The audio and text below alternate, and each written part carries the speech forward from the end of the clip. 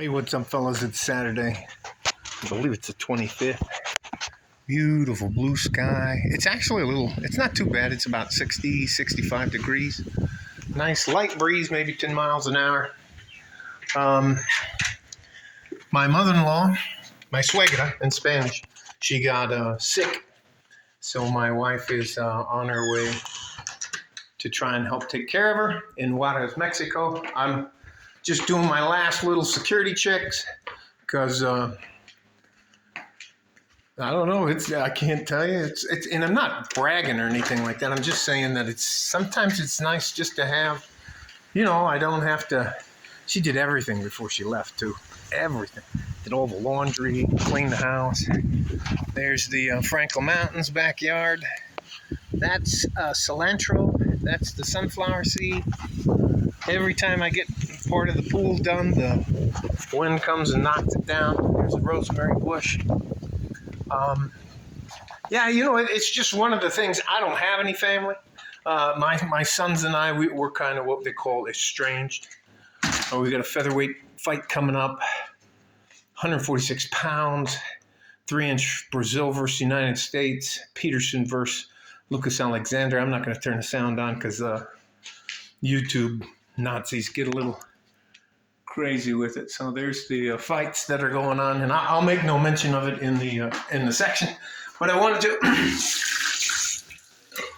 take the time to do one of the things. Oh, got an update. Last update. I had no idea this was going to happen. There was a young man who filed paperwork with an attorney we recommended for him. What's called a paternity, fraudulent. She basically said a kid was hers, and he did the DNA. Well, his mother had him do the DNA test, and the kid's not his, so they filed a false paternity claim. And he said the attorneys were going. Anyways, here's the gist of it. Rather than go to court, they offered a cash settlement, which the young man took.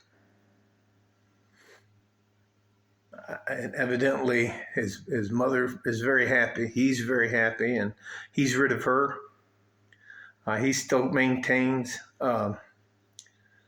She can't put her hooks into him anymore for any money. So there's the biggest thing they wanted him to sign is what's called a non-disclosure agreement, which they're not going to talk about the money and stuff like that. So if he's happy, then we're happy. But that's just an additional warning that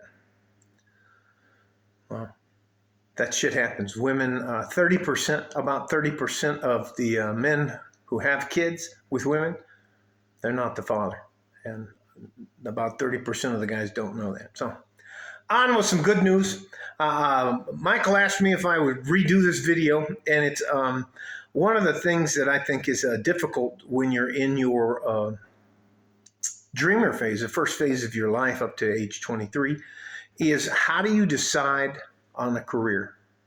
Now, that can be predetermined for you if you have a family business that you're interested in, or it could be you did enough of trying different things while you're in high school that you decided to pick a field. You got to kind of figure out what you like, because you're still at the point in your life where you can actually adapt yourself to a career field that is something you like. And there are some guys that are they have an aptitude for mechanicals and engineering and stuff like that. That's just not my stuff. There's guys that are really good with their hands, carpenters, plumbers, all the hard trades. If you like a lot of money and a dangerous lifestyle that's called a roughneck, working out in the oil fields down here in Odessa and Midland,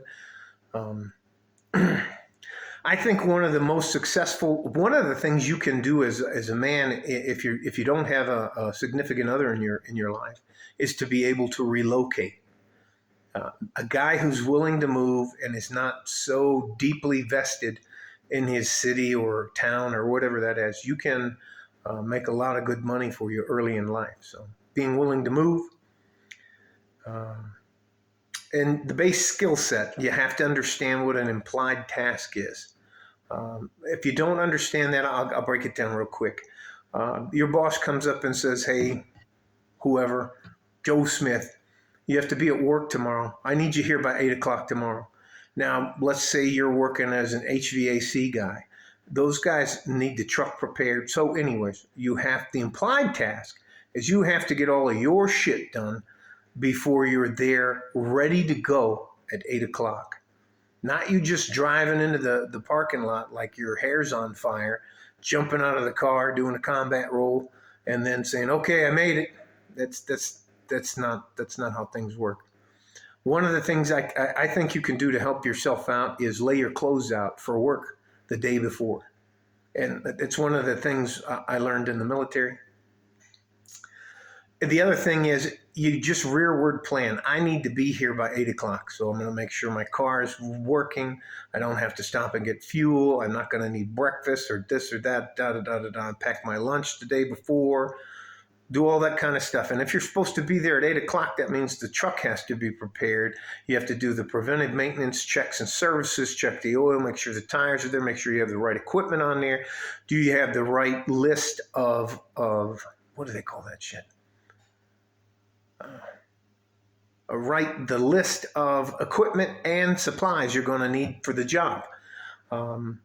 There's always a fudge factor, and that's why they have Lowe's and all that stuff around there. But usually you show up. So by the time the guy who's you're doing apprentice work for, by the time he shows up at probably 7:50, you're all ready to go. Truck's warmed up, and everything's ready to go. He doesn't have to worry about anything. He just climbs in the cab of the truck. You go off to where you're supposed to do it.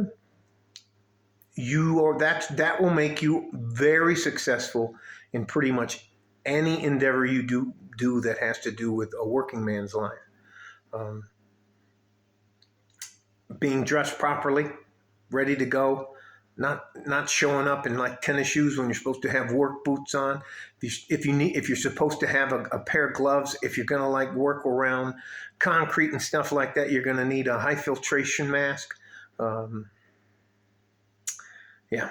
The other thing is it's important to, believe it or not, it's important to be liked. Now, you don't respected and liked. And I think people will help other people more so if they like them and respect them rather than just like them. So I hope that helps. And again, I'm not spitballing any of this. This is all stuff I used in my life for the last 40 years. So I think it's important to consider being part of a team instead of a one-man band. There are a lot of benefits, and there are some downsides to being part of a team, but I think the upsides outweigh the downsides of being part of a team because, it's just for me, having somebody to watch your back is a good deal. Someone there to help you, to prevent you from making the same mistakes. So you don't have to learn everything. You can use the older person on your team to help you get where you want to go. And that's just the way it is. You're supposed to train the people below you to do your job and the job above you. That's the way the military treats it, and that's the way I treat it. Now, this video is probably way too long, but a shout out to you, Michael. Congratulations, badass. You won.